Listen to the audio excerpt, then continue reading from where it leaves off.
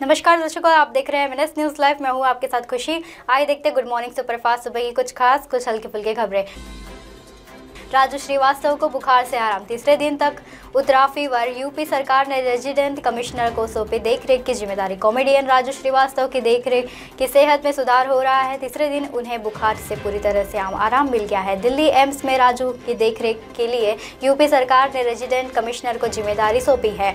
उन्होंने एम्स पहुंचकर परिवार से राजू की सेहत के बारे में पूरी जानकारी ली है। ये जानकारी उनके बड़े भाई ने दी है। कोमा में गए हुए 26 दिन राजू श्रीवास्तव को कोमा में गए हुए आज पूरे 26 दिन हो गए हैं। उन्हें एक बार में ही होश नहीं आया था। हालांकि राजू के हाथ पैर में मूवमेंट बढ़ रहा है। उनके भाई ने बताया कि डॉक्टर्स कह रहे हैं कि उनकी रिकवरी बेहद स्लो है। उन्हें होश में आने में अभी समय लग सकता है। भगवान श्री गणेश के साथ राजू की फ़ोटो शेयर कर रहे हैं। भगवान श्री गणेश के साथ राजू की फ़ोटो शेयर कर रहे हैं। कॉमेडियन सुनील पाल ने शेयर की यादें। राजू के दोस्त, परिजन, उनके चाहने वाले लगातार भगवान से प्रार्थना कर रहे हैं। उन्हें कॉमेडियन सुनील पाल ने सोशल मीडिया पर उनके साथ बिताए हुए वीडियो को शेयर किया है, जिसमें वे खुद ज़िंदगी की यह रीत हार के बाद ही जीत है यह गाना गा रहे हैं। इस वीडियो में राजू बेहद खुश नज़र आ रहे हैं। ये वीडियो सुनील पाल ने मुंबई में राजू के साथ ऑफिस में शूट किया है। इससे पहले भी आया था फीवर। 10 अगस्त को हार्ट अटैक आने के बाद राजू को दिल्ली के एम्स में भर्ती कराया गया था, तब उनका आईसीयू में इलाज हो रहा था। इसके पहले 14 अगस्त को राजू को फीवर आया था। 3 अगस्त के बाद उनमें सुधार हुआ था। इसके बाद राजू के ब्रेन में संक्रमण का पता लगाया गया था। आईसीयू में बेटी की मुलाकात। राजू के भाई के मुताबिक शनिवार को आईसीयू में उनकी बेटी अंतरा गई थी। बुखार आने के बाद आईसीयू में सिर्फ पत्नी शिखा को एंट्री दी जा रही थी। डॉक्टर्स ने अभी वेंटिलेटर से हटाने से मना कर दिया है। हालांकि राजू के सभी ऑर्गन, बीपी, हार्ट रेट और पल्स रेट नॉर्मल काम कर रहे हैं। बुखार पूरी तरह से उतरने के बाद वेंटिलेटर से हटाया जा सकता है। करियर पर श्वेता बासु प्रसाद बोली, जब लगने लगेगा कि सब कुछ हासिल कर लिया सब कुछ हासिल कर लिया तब ग्रोथ नहीं होगी। श्वेता बासु प्रसाद की हाल ही में सीरीज क्रिमिनल जस्टिस 3 रिलीज़ हुई है। इसमें उन्होंने पहली बार लॉयर की भूमिका निभाई है।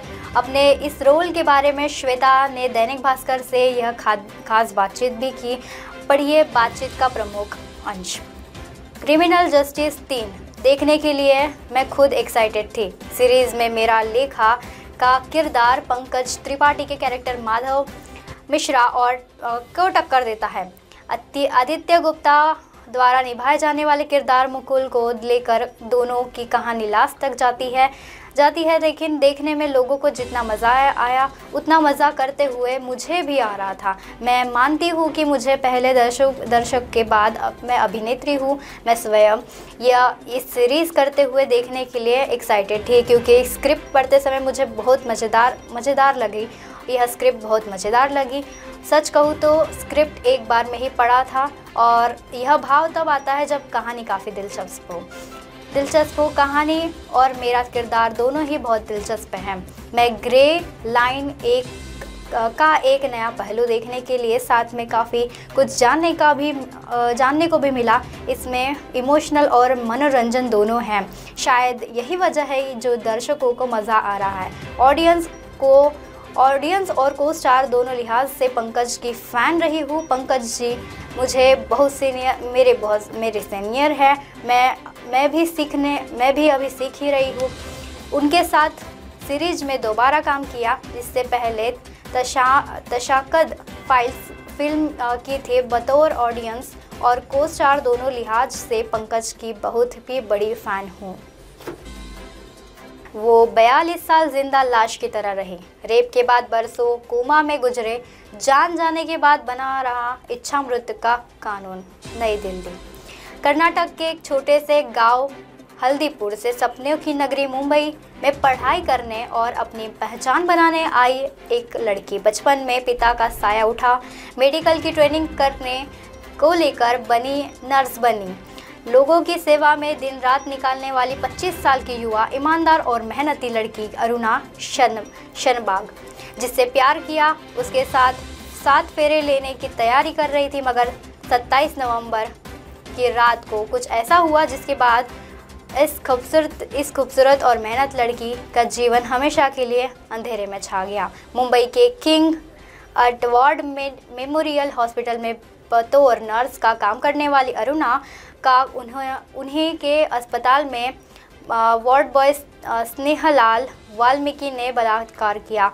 वो सिर्फ यही नहीं रुका, बल्कि कुत्ते के गले में बांधी जाने वाली चैन को अरुणा की गर्दन पर बांधकर उसे इतनी तेज़ी से खींचा कि अरुणा के गले से नसें दब गई। दिमाग और ऑक्सीजन में खून पहुंचने वाले नसें ब्लॉक हो गई और अरुणा कोमा में चली गई। उसके बोलने सुनने की शक्ति भी हमेशा के लिए खो गई। 42 साल की अरुणा उसी दर्द के सदमे को बर्दाश्त करती हुई कोमा में ही रही। आरोपी को कभी रेप की सज़ा नहीं मिली।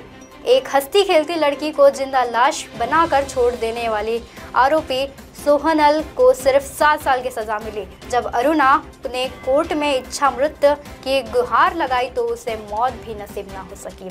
पढ़िए अरुणा शनबाग की कहानी, जिसे दुनिया भर में सबसे लंबे समय तक जिंदा लाश बनकर जीवन कटा।